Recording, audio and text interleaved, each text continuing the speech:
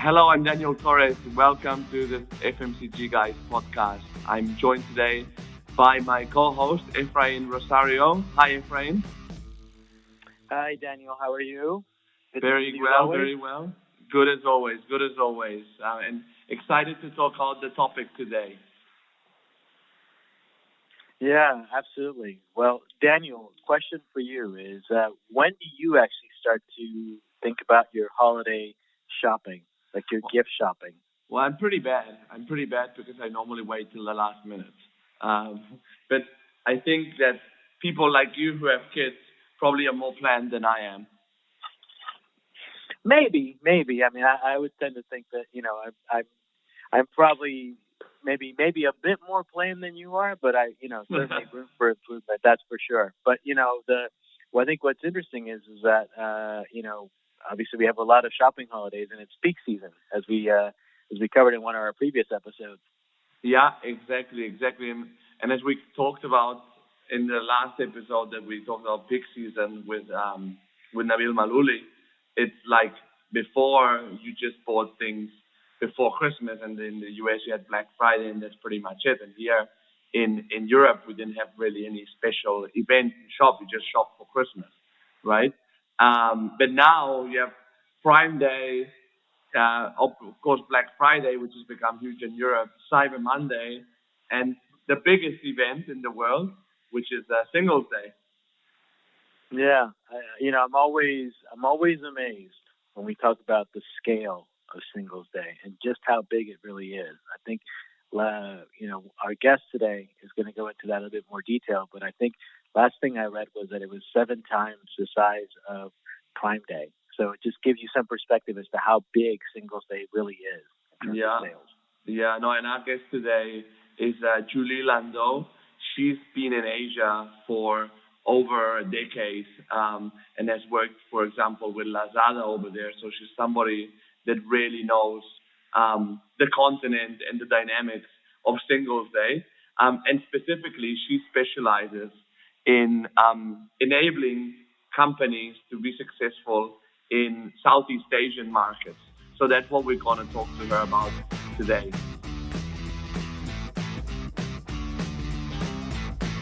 Hello, Julie. Thanks for joining us. How are you?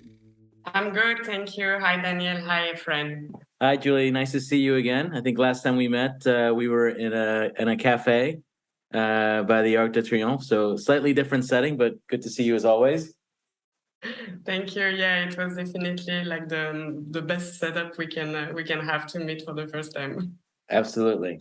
Yeah, not bad. Maybe Efrain, one day we will be recording a podcast in front of the Art Triumph. It's not that complicated. I can bring my laptop and we can just record it there with the microphone.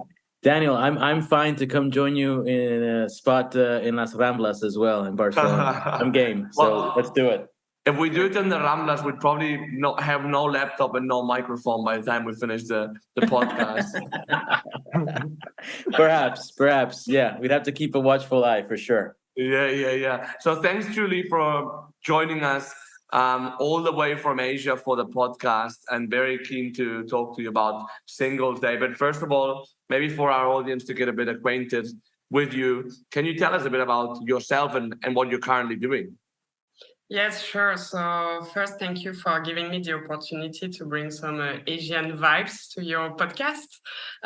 So I've been working for over 11 years of e-commerce marketplaces and multi-channel in Asia. So I was helping brands first in China to set up their Tmall stores, and then I've been moving and leading from 15 countries to India to Australia. So I've been working on the marketplace side, working for Lazada, which is under Alibaba.com, and Daraz, which is another venture of Alibaba, where I was leading campaigns operations, user growth, so everything related to new users acquisition, also engagement, UGC, search operations, and CRM. So with all this experience from marketplace and also from the brand side, operating an FMCG brand, I decided to embark on a new journey. And so iQuest Asia was created this year, sorry. And so the objective of iQuest Asia is to support brands to articulate their digital commerce strategy in Southeast Asia and to make sure that it fits in their global strategy. Mm-hmm. How did you end up in Asia in the first place, Julie? Okay, so I just arrived with 2 luggage because I saw China was full of opportunities and that US were overrated. So I just moved to China with no job. And wow. And I started my journey in Asia 11 years ago like this. And definitely it was full of opportunities because I'm still here. And in the meantime, I've developed strong expertise and background on Asian marketplaces. Yeah, definitely. And it couldn't be a better time for us to chat, given that we're in the holiday shopping season, and there's no bigger day on the calendar year for a lot of companies than 11/11, Singles Day, right? So for those of people in our audience who are less familiar with Singles Day, can you give us, in essence, the top line explanation of what it's all about? So originally and still 11/11 is the single day because obviously of the repeating number 1. And so it was created in China in 1990s. And Alibaba decided to take the treat yourself phrase to a next level and started to create 11/11 shopping festival at that time. So they started with 27 brands in 2009. And in 2020, just a comparison, they were operating 290,000 brands. Wow. So, and for those of us in the audience who are less number savvy, 11/11, we're referring to November 11th every year, which is, like I said, just around the corner, and obviously also coincides with a couple of other shopping holidays that are on the horizon coming up soon as well. Yes, definitely. It's we know that Cyber Monday and Black Friday are coming, but actually, when you look at Southeast Asia, the shopping festival season started even earlier with 9/9. So it's what we call the OND period, so October, November, December. So usually, and so you have peg number like 10/10. So 10/10 is also like kind of like ramping up for 11/11. For brands and even for the marketplace, it's kind of like a rehearsal of 11/11. So it's where you can try new product. It's where you can try your marketing strategy and see if it's working. And for the platform perspective, it's when we launch actually the new engagement tools. So you will see always like new product and innovation during 10/10 because we kind of test before the big day because it cannot fail on the big day. So we need to test at a smaller scale. Mm-hmm. We recently did a podcast also about peak season from an operational, more supply chain standpoint with Nabil Malouli from DHL, where we put Singles Day a bit into context compared to Prime Day, Black Friday, Cyber Monday, etc. But just to remind me and the audience about it, how big is Singles Day in numbers compared to the Western occasions? It's huge. Last year, so it was 84 billion USD for 11/11 in China. So just to compare, Prime Day this year was 12 billion. So it's 7 times Prime Day this year. And so it's actually the leading shopping event sales in the world. So it surpassed Cyber Monday and Black Friday together. That number is just mind-blowing. The fact that it's 7 times the size of Prime Day is just amazing. I'm never not amazed hearing that figure.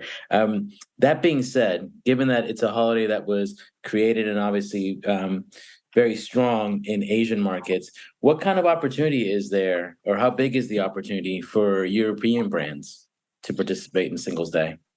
It's definitely big market and big opportunity. So they are tech savvy and rising. So the market is expected to reach 1 trillion by 2030. If I talk only for Southeast Asia, excluding China. And out of the current 440 million users, 350 million were buying online last year. So obviously the COVID huge the sense of buying online, but the trend didn't decrease at the end of the COVID. So opportunity are big, and especially for some categories like fashion, beauty, accessories. We see a lot of like small sellers, so basically Chinese manufacturers, doing cross-border and selling in Southeast Asia. I see a lot of opportunity for brands that are well established in this category in the US and Europe, to come and tap the growing middle class and the growing revenue in those markets. So yes, it's competitive, but on the other hand, the choices are more or less the same. So yeah, there is definitely opportunity for brands. And quick follow-up question, of those 350 million users who are participating in Singles Day, do you happen to know like how many of those are actually Asia Pacific based users versus like are people participating from other parts of the world as well? No, so 350 million is the number of users that are buying online. So it's not just like okay. 11. It's still really challenging to get the data, and I'm sure brands who are operating in Asia will know these challenges. So the platform basically are communicating whoever data that they put them at the top of their competitors. So when you look at Shopee and Lazada, like the data you have from the press release are different data. So you can have how many minutes were spent, you can have how many brands. The other one will tell you, oh, but I sold 200 billion items. So they just put in front of you what makes them bigger than the other. But at the end, you don't really have data to compare.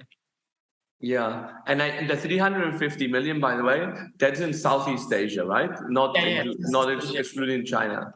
Excluding China. So China, if you want the data in China, so it was 900 million users for 11/11 in 2021. Wow, that's more than half of the population, right? Yeah.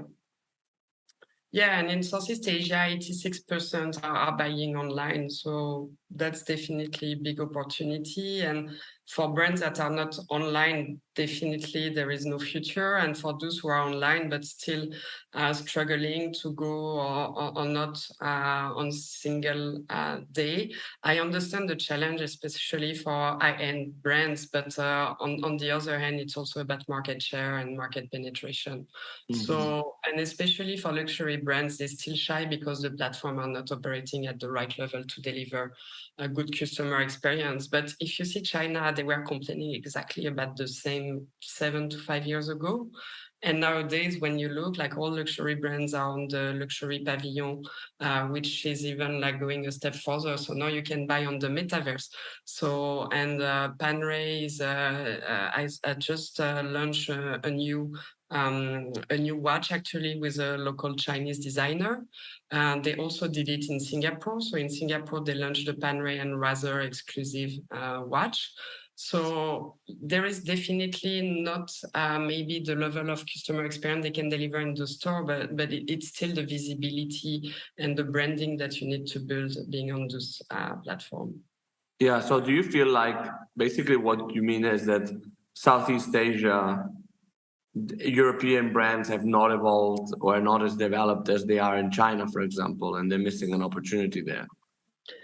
Yes, but it's also because they are still emerging countries, and as I said, the platform is not yet where Tmall is operating, so they cannot deliver the same level. So that's why they are still shy, because they don't want to be, next to a potato chips or to other, low value item, and I understand. On the other hand, there is a middle way, but they cannot cut their visibility from marketplaces or online channels in Southeast Asia. And when you look at online traffic, Shopee and Lazada basically are representing 90% of the online traffic in Southeast Asia. So it's hard to compete against it. And just for clarification for the audience, Tmall is the marketplace, the leading marketplace in China, correct? Yes, so Tmall is the leading marketplace in China. And when you talk about Southeast Asia, the two leading marketplaces are Lazada and Shopee. Mm-hmm. And then you will have local players. So for example, in Indonesia, it's Tokopedia, Bubelak. And you have, for example, in Thailand, you have Central Group that is emerging, but the two main leading platforms across the 6 countries are Lazada and Shopee. And 6 countries, so it's Vietnam, Philippines, Indonesia, Singapore, Malaysia, and Thailand. Yeah. And then, of course, we're talking about Indonesia, which is like the world's 4th population, right? So... Yes, and that's definitely where the growth is coming, because it's a population of 290 million people. But it's still a really challenging market. And to be honest, it's becoming like China. So I see brands starting to operate Indonesia as an individual entity with like dedicated team, while they were before managing Indonesia within the Southeast Asian operations, because the regulations and also the specificity of the market are too complicated, and so they need a dedicated team to operate this country and to be really localized. Mm-hmm. So one question that I had is, I think all of us are fairly aware of just all the challenges that obviously coming off of COVID, but now going into times of economic volatility. Do you see that impacting or dampening Singles Day this year compared to prior years? Because I know from having read various articles in years past, it's always about how Singles Day is continuing to grow bigger and bigger and bigger. So I'm wondering, it's like, do you see that changing at all this year, given the current economic climate? So it's not just the economic climate, it's also, I believe, consumer users' behaviors and also regulations. So we know that in China, it will be a bit different because the government has put on some restriction. And so they will be a little bit low-key, but user will really focus on what they need instead of like overbuying. The China market maturity has been rising, and the expectation of the users are really high. So we expect to see more quality than quantity. For Southeast Asia, there are still emerging markets. So the shift that we can see in this period of time with uncertitude is people will go for necessities, in terms of like same like overbuying, and I expect to see the grocery channels to really have the highest growth during 11/11, because 2 years ago there were almost no groceries on these marketplaces, and so they all have been launching their Mart channel, so their grocery vertical, and people will look for to get the best deal for groceries, and I can expect to see a large volume for these categories. Mm-hmm. So for a European company that wants to be successful on Singles Day in Southeast Asia, what do they need to do? First, to think about it a few months earlier, because it's actually something that you need to ramp up. And even the marketplace. So when I was working for Lazada or Daraz, we are ramping up, and we kick off the OND period, so the end of the year festival, by August.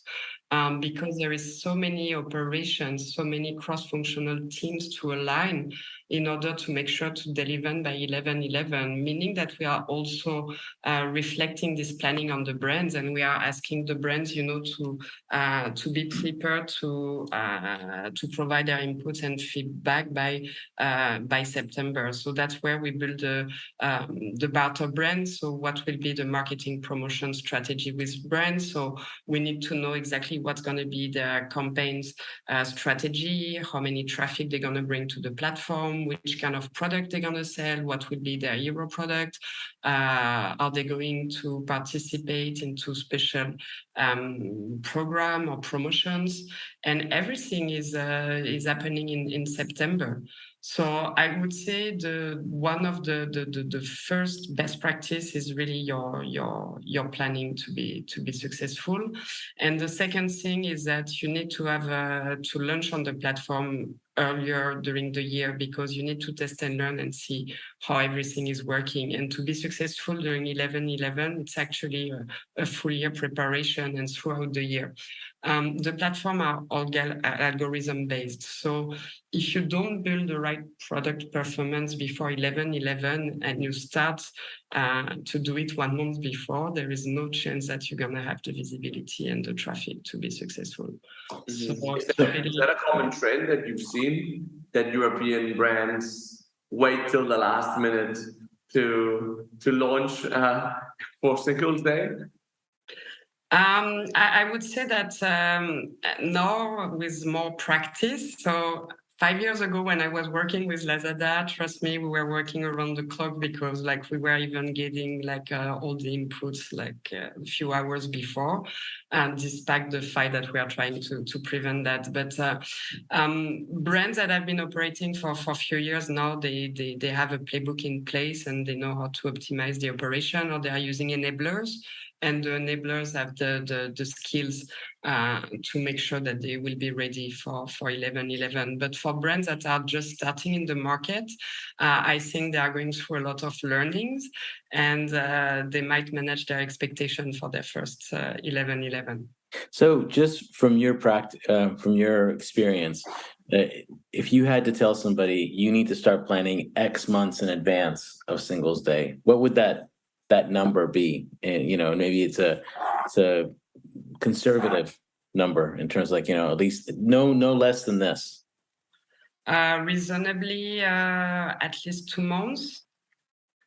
But just an example, if you have a product, so if you're continuously launching product, it's okay. But if you have a product that you are selling throughout the year, the platform will make sure that 11/11 is the highest and the deep discount of the year. So you really need to make sure that throughout the year, you've been selling at your product with a reasonable margin that allow you, when you reach 11/11, to still generate profitability. And it's actually one of the complaint of brands last year from 11/11, that they were saying that marketplace are making money, but not them, because actually they didn't strategize their profitability in advance. And so when they reach 11/11, the platform told them that the price need to be the lowest of the year. Right. So for the months, it's almost like, in essence, if you set your price too low and your margin too narrow or too thin, then ultimately, because it's going to go, like you said, it's going to be the lowest price of the year, and then there's going to be promotions. You're in essence almost like killing yourself on the largest shopping day of the year. Yes. So a good strategy, for example, will be if you are launching a new version of your product, or for fashion, if you have a new collection. So you can still, get and join the festivals throughout the year. And so you leverage 11/11 more for clearance for the old stock inventory or last season. And you use 11/11 to launch new products or new version, because it won't have the track record, obviously, and also it allows you to give the best discount on one hand, drive traffic to your store, to give visibility to your new product, to drive and to build performance for your new product. Mm-hmm, mm-hmm. And what type of this? I mean, you talk about pricing being key. What type of discounts are consumers expecting for Singles Day? That's where the challenge is, and I would say that's the second point, your promotion strategy. So that in Asia we have what we call the shoppertainment. So basically the platform is driving traffic from the beginning of teasing. So teasing, it's a phase that is aiming for the user to explore, to navigate the campaign's product, and to build their basket. So it's generally 1 week before 11/11, 10 days to 1 week. So there's a lot of promotion tools. So you have vouchers, but you also have the promotion that are based on gamification and shoppertainment. So you can collect bonus while playing with in-app games. You can collect coins. You also have all the engagement tools that are aiming to collect vouchers. So you have Guess It, for example, is a live with a local celebrity, and you have to guess the price of a product. So with micro interaction, you have Slash It. So this is aiming to slash a product to get the highest discount and to get it slashed by your friends. So you spread the product on your Instagram, Facebook. Wow. And yeah, and I was going to say, I can't remember the name of the app off the top of my head, but I think there's an app, at least in China, where there's product or group or bulk buying as well, right? So like to your point around like sharing it with your friends, the more people you share it with, you're able to, in essence, negotiate a better price by buying in bulk for many of you as well, right? Yeah, it's Pinduoduo, so it's group buying. We tried it at Lazada. It wasn't successful the first year we tried it. It was more like I would say the tech product that wasn't really performing, and also because actually we were too late to get the right bundles from the brand. So once again, we go back to planning. So in order to be able to unlock the group buy, you need to make sure that you get the right bundles from the brand and that they are interesting enough for people to join to group buy a product. Got it. So I'm assuming that obviously post-mortem after 11/11, there's a lot of opportunity for, in essence, post-action review, if you will, in terms of like what are the learnings that you take for the next year. What do you see as some of the key learnings that you've experienced in singles days of the past, and any sort of guidance you would give to brands as they're thinking about that phase as well? I think first, I'm not sure brands are doing post-mortem. When I was working from a brand side, that wasn't something we were doing, and that's a key learnings from working from the marketplace side. The post-mortem is really used to look at not only congratulating ourselves if we reach the objective, but also to understand why we reached them. So what we were doing successfully, what we should replicate, where we were not achieving the objective. So how you avoid that. So in terms of acquisition, in terms of engagement, in terms of sales volume, in terms of traffic. And second, I would say from a brand's perspective, I think that's really the time where you think through what could be your next step after 11/11. And I think a lot of brands, they're thinking that, okay, it's one setup, and as soon as the campaign is finished, you are done, and you can go on holiday. I'm not exaggerating, but you need to really look how you engage your users after 11/11.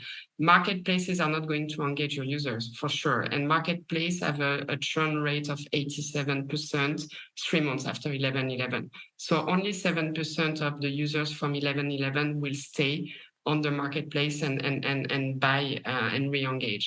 So that's also because brands are not re-engaging with their users. It's not just because of the marketplace. So I would say the post-mortem is to look at your performance achievement, but it's also to build your strategy. So you're going to reduce your acquisition cost by engaging and building a long partnership with your long-term relationship with your user. Mm-hmm. So, and is there any other advice that you're giving your clients today? Not for this 11/11, because obviously now it's about more execution, but looking more into the future, into the next 11/11s, what type of advice are you giving your clients in terms of preparing and ultimately being successful in this shopping occasion in Southeast Asia? A simple one is that do they have the right data framework to monitor the performance? I would say that's the baseline, and you will realize that most of the brands still don't have the big picture, so they are not able to drive performance. It's a daily performance that needs to be driven during 11/11. So if you don't prepare to have the right set of data, and if you don't have the right governance, and you don't know who is supposed to do what during the 11/11, you are definitely not prepared. So I would say one, data to make sure that you have actionable insight, and second, basic and foundation. Most like a lot of brands still don't have the basic and foundation in place in their digital commerce. I know that also it's because the model is a bit different. So you have distributors, you have third party that are involved. And it's also because they are struggling to get as many content as they need to operate in Southeast Asia, because consumer needs more content, more video content, and also localized content. And I would say that you should empower your local team to create the content and to localize the content. Okay. Localizing means per country, no? So yeah, Malaysia and Indonesia, very different, for instance, no? Different language. Yeah. But and I would imagine, those two things are connected, the data framework and the content creation, just because I'm assuming the more sophisticated your data may be, the more segmenting or profiling you're able to do around your target audiences. So you may have actual content, not just by market, but also by certain audiences within a country as well, right? In terms of like what you're creating. Yes, definitely, and the content is aiming to drive awareness and conversion, and also to protect your brand, because you still have a lot of gray sellers and cross-border. So having a strong branding across Southeast Asia, it's also elevating the brand. Absolutely. Well, go ahead. Sorry, go ahead, Daniel. No, so we have this question, Julie, that we ask all our guests that come to the show. Going back to the beginning of your career, when you moved to Asia, jobless, again, that's I think pretty remarkable. But if you had to go back to and talk to your younger self at the beginning of your career, what advice would you give yourself? Just everything is a test and learn, and especially when you are in the digital industry. So I'm self-made, and I'm surrounded by a lot of people who just build their skills and background the last 10 years, being here and being really hands-on. Be brave, and it's okay, to make some mistakes and just to learn from them and move forward. I think Southeast Asia is still a test and learn market. So it's a lot of opportunity for people with entrepreneur mindset, and who wants to be out of their comfort zone. There is a lot to do if you are willing to work and to learn.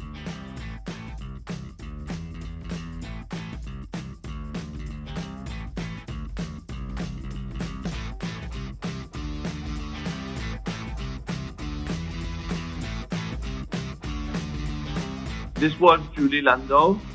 Efrain, what are your takeaways from the conversation? Well, I think, Daniel, to begin, as I said before, it's always amazing just to hear about the scale that Singles Day has achieved and how it just kind of continues to raise the bar in regards to how big it really is, particularly as it expands into new markets like Southeast Asia. Yeah, absolutely. I think that one thing that's interesting about Southeast Asia, I think Asia in general, is that really you can't really apply what the techniques or methods in Europe to sell online to Asia. Of course, there's some fundamentals, but some elements are completely different. Like, for example, live streaming or furthermore, shoppertainment is already huge in Asia, so you definitely have to do that.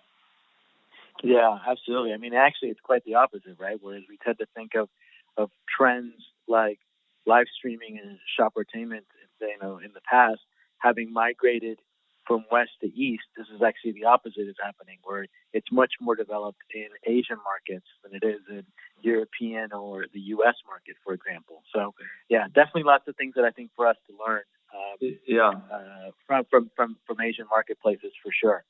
Yeah, I think another aspect that I thought was quite interesting and that we talked about towards the end is the fact that every country is different and you can't really there's no like one size fits all strategies for Southeast Asia, like, as we were saying, Indonesia very different to Malaysia, and so on and so forth, right? That you really need a different approach to each market. I think that is very interesting and probably something that we didn't necessarily assume. Yeah, for sure. And I think, also what I really enjoyed about our conversation with Julie was the way she kind of broke it down in regards to those three fundamental things that brands need to do to prepare and to ultimately succeed with Singles Day. And it starts with planning, right? And Singles Day, not surprising, isn't the kind of thing, the kind of event that you can think about planning ahead of weeks in advance. You really need to be thinking about the, Singles Day 2 to 3 months in advance in regards to what are you doing to build your product performance on those marketplaces, 3 months or more in advance to make sure that you're going to be at the top of search and the top of the listings for your respective category. And then I think it's going from that to really thinking about, what are you doing also in regards to your presence on those marketplaces because consumers are also planning in advance as well, right? So what are you doing to tease your campaign and what's coming on Singles Day? So consumers and shoppers are discovering brands well in advance of Singles Day as well, so that they're ready when the big day comes. So to me, I thought that was really interesting also in terms of things they're doing around tactics like vouchers and coins and bonuses that people can earn by playing games. Use those when Singles Day actually comes. Like gamification, no?